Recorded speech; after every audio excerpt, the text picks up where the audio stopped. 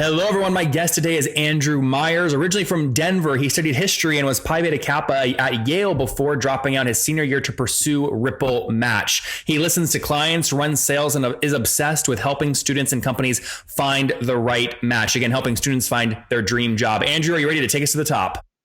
Yeah, excited for it. All right. So look, you were on about a year ago. Actually, it was more than a year ago. It was January 19th, 2017. At that point, you had about 15 customers. You were just starting to make money, $4,500 a month in revenue, $300 ARPU. Again, you had a team of about 12 people, I think, up there in New York City. You've since rebranded. Tell us what the company does and give us an update on where you're at today.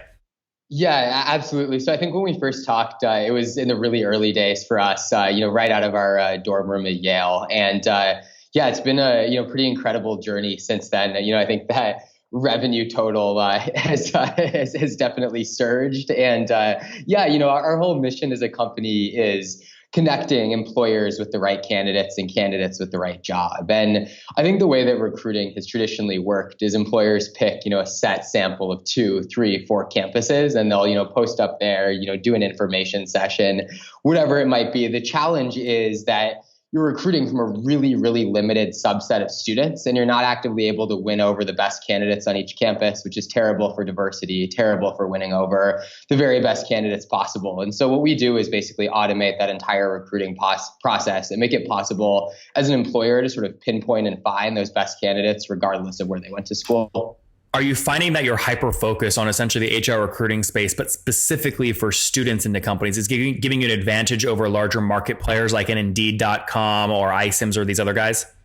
Completely, yeah. I think we think of ourselves as the most sort of candidate-centric company possible, and I think it's really only possible to do that when you're deeply in touch with the sort of anxieties and motivations that are going on in, a 21, 22-year-old's mind. And so that's a lot of where we channel our energy and kind of how we focus our candidate experience. It reminds me of like a Procter and Gamble, their most valuable customers right out of college when parents stop paying for your toothpaste and the student then picks a brand that ultimately they might use for life, like Tide or things like that. So you're getting these customers early, right when they enter the job market. Have you seen anyone do multiple jobs with you? They do one right out of school, then they leave, then they come back and use you again, or no?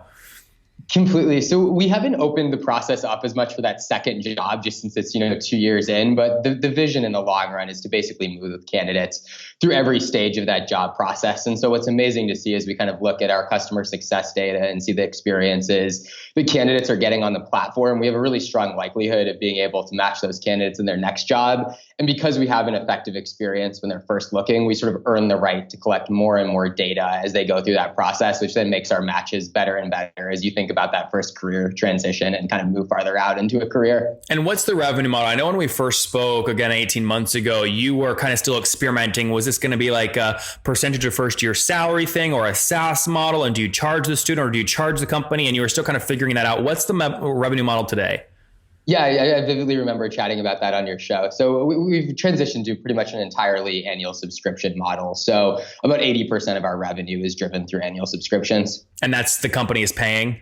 Yeah, we'll always be free for students, so the company pays. And walk me through like what that average sale looks like. Are they buying a set number of placements and what's it sound like? Yeah, so basically what we sell is unlimited hiring across a set number of roles. And from a sort of average contract perspective, and we're looking at about an average contract size of 25, 30K, our packages typically start at about 20K for corporate customers. So that's kind of how we do pricing. And again, that's unlimited hiring? That's unlimited hiring for a given number of roles. So those packages will, go up into, enormous kind of 6-figure contracts, depending on what a client's actually looking for, but it kind of starts at a base level of $20,000 or so. Mm-hmm. And if you have multiple companies paying for the same kinds of roles, how will you handle a competitive situation where 2 of your customers want the same student? Yeah, we're somewhat selective about not bringing on employers that are direct competitors for each other. And part of the pitch is that it's a little bit of a competitive advantage in that process. The way that we handle it on the candidate side in the short term is if a candidate's really far along in the process with a company that's directly competitive and looks like they're a fit there, we won't match them with that other opportunity. But it's a little bit of that blend and balance and just making sure that we're kind of hitting that balance right across the board. And so is this kind of a human powered back end? One of your people is looking at this and saying, they're already talking with a competitor, don't automatically match them software with these new guys. Or is it really, no, it's all code driven?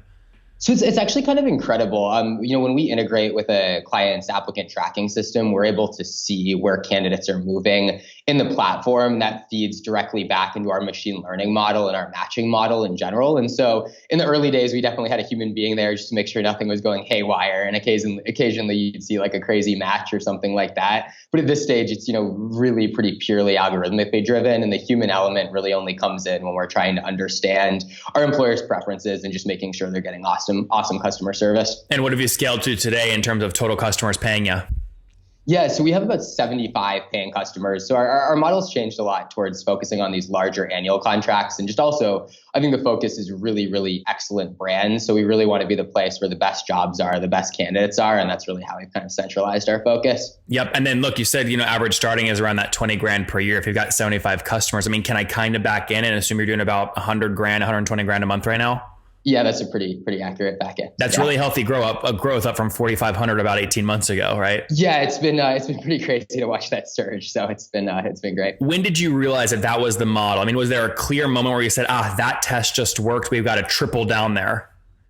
I think what we realized is that we wanted to align value as much as possible. And so if you have a placement fee, attached to a candidate, which a lot of competitors in the space have traditionally and recruiting agencies do, you're kind of incentivizing at the end of the cycle. Oh, if I can find this candidate, from a cheaper source, I won't do that. And so originally it actually came from wanting to be as aligned with our candidates as possible. But what we realized is having that kind of push forward allowed recruiters that were loving it to just use it over and over and over again. And I think early on in a startup, the focus has really been maximizing value rather than maximizing revenue. And so it was consistent with that, but then it also ended up clicking from a revenue perspective. And you'd raised, I think, previously about 700 grand last time we spoke. I think you have some news here. So what have you raised to date? Yeah, so just announcing another $3 million funding round, so our first institutional capital to date. Bullpen and Accomplice led the round together. So really excited to have Duncan Davidson and TJ Mahoney on board and providing some great support there as well. I assume with those guys, it was a priced equity round, not a debt round. Yeah, it was a priced equity round. Yeah. Yeah, that's great. And did you, what was that model like? Did you go specifically like friends you knew, or did you launch a big kind of competitive process? How many months did it take? Yeah, so it was a relatively smooth process this time around. Met TJ relatively early on in the process, I think kind of on our first trip, and just really hit it off with him. I think he's got a great track record as a founder, and I think just really got how big we wanted to go in terms of vision. And so he ended up giving us a term sheet pretty quickly and then brought Bullpen into the round from there. So ended up, sort of getting to pick between a few great VCs, and we were really happy with how it worked out. That's great. You launched in 2015. So you have a couple cycles, I guess, now of annual renewals. Do you have a general idea of what churn looks like or retention? Yeah. So far since we launched, we basically launched our, what I call like RippleMatch today, which is, really a full automated recruiting process. And we actually haven't churned a customer yet on that new product, but it's annual subscriptions and only a few have come up for renewal. So that's a little bit of an unfair statistic, but I actually plan to hold that this year. We're seeing really, really awesome results from our customers, and a lot of our revenue growth has been driven by referrals. So it's been really cool to kind of see the reaction on the customer end. So just to be clear, all the ones that have come up for renewal have renewed. Has anyone asked for like a lower plan, or you have any downgrades or no? No downgrades so far, but on this new plan, it's still new. But yeah, 100% so far. That's great. Let's move away from the economics and talk more about, again, just like what you're trying to do in the world, right? So place students into jobs. What's that number today? How many students have you successfully placed into jobs?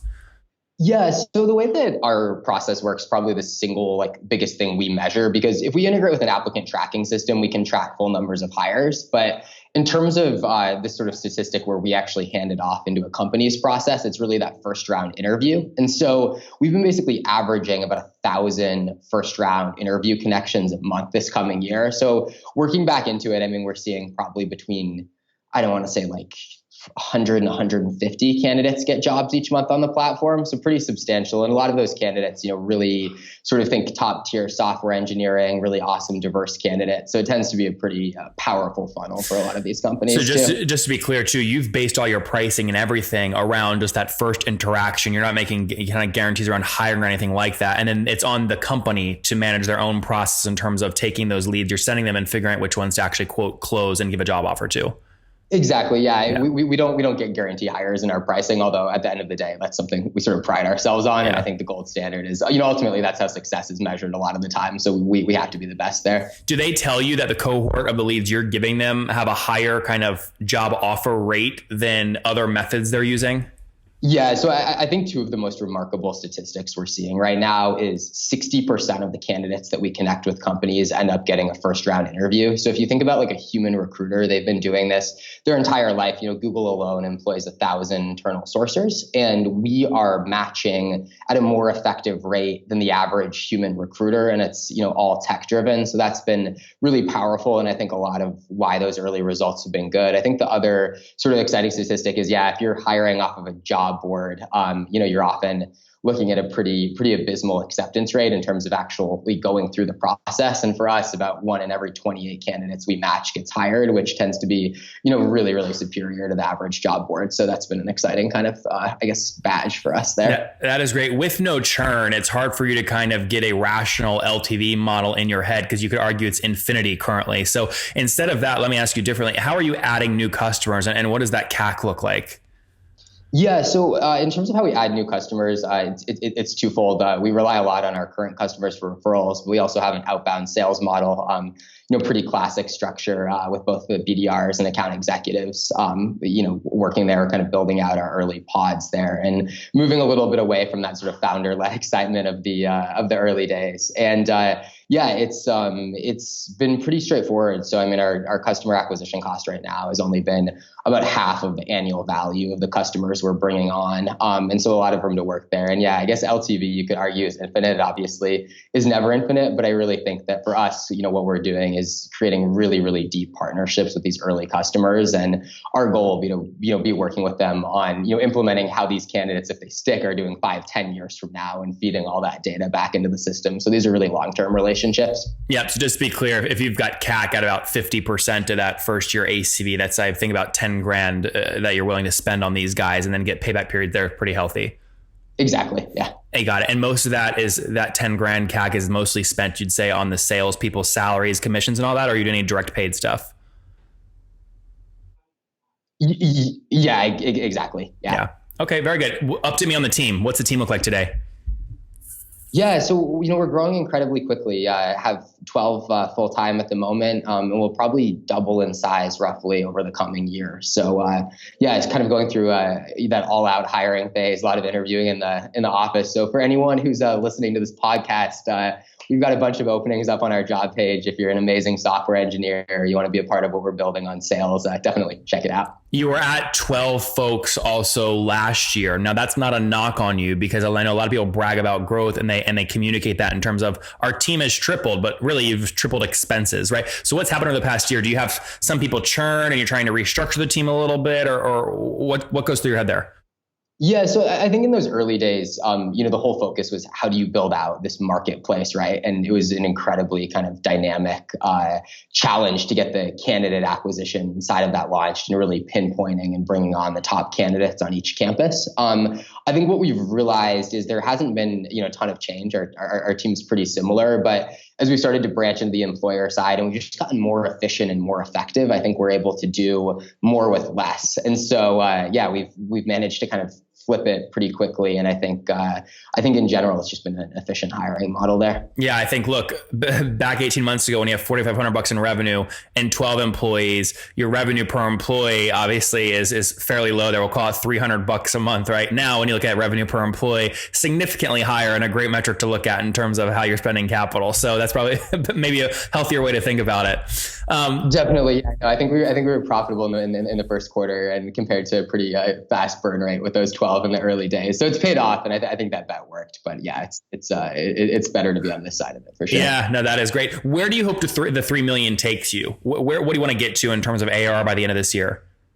Yeah. So in terms of targets, I think ARR, while important, is almost a byproduct of the stuff that we're looking at, the most closely, which is really our interview rates. And I think we're basically realizing that a year out from now, we're going to be in a position where we can, theoretically 10x the interviews happening on our platform. The plan on student acquisition is to quadruple our candidate base with a huge focus on really, really getting the best candidates on a huge range of campuses. And what's cool with this sort of marketplace effect is that interaction density just increases so much when you've got this balance kind of mounting on each side of the marketplace. And so that's really the target that we're kind of laser focused on right now. You went into detail last call about how you have student ambassadors, and that's how you get you have a marketplace, right? You got to get both sides, and your marketplace on the student side, you solve that by having ambassadors. Is that still the model?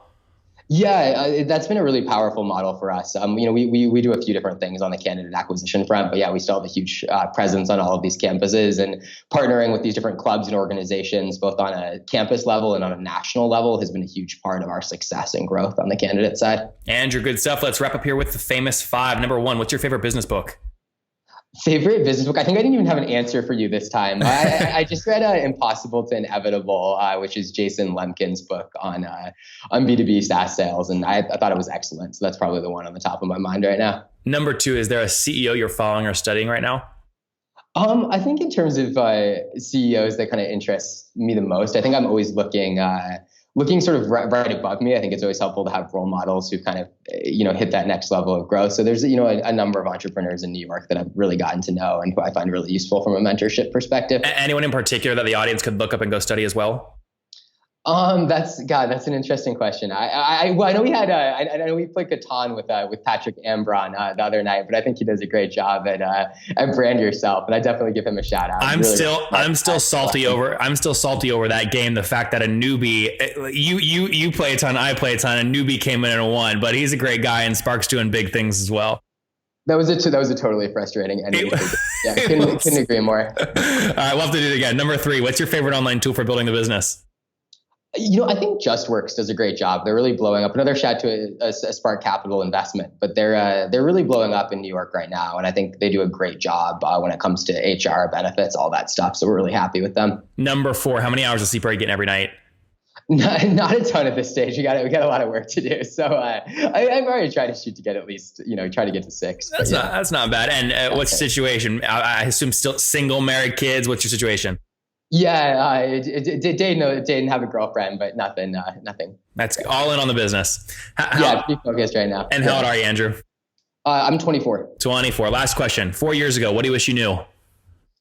I think that things are never as good or as bad as they seem, right? Like it's a long journey, and I think each moment, has its ups, has its downs, but it's sort of staying the course. And I think I really admire that consistency. I think it was probably a little more excitable in the early days. Guys, there you have it. Never as good or as bad as it seems, coming from Andrew. Founded RippleMatch back in 2015. Really got things cranking about a year ago. He came on the show, was doing about $4,500 a month in revenue 18 months ago. Now today, doing 125 grand a month across 75 companies, paying them for job interviews. And he's lining up about 1,000 first round interview connections per month. That's what he cares about. That's what they're scaling. They've raised $3.7 million in capital.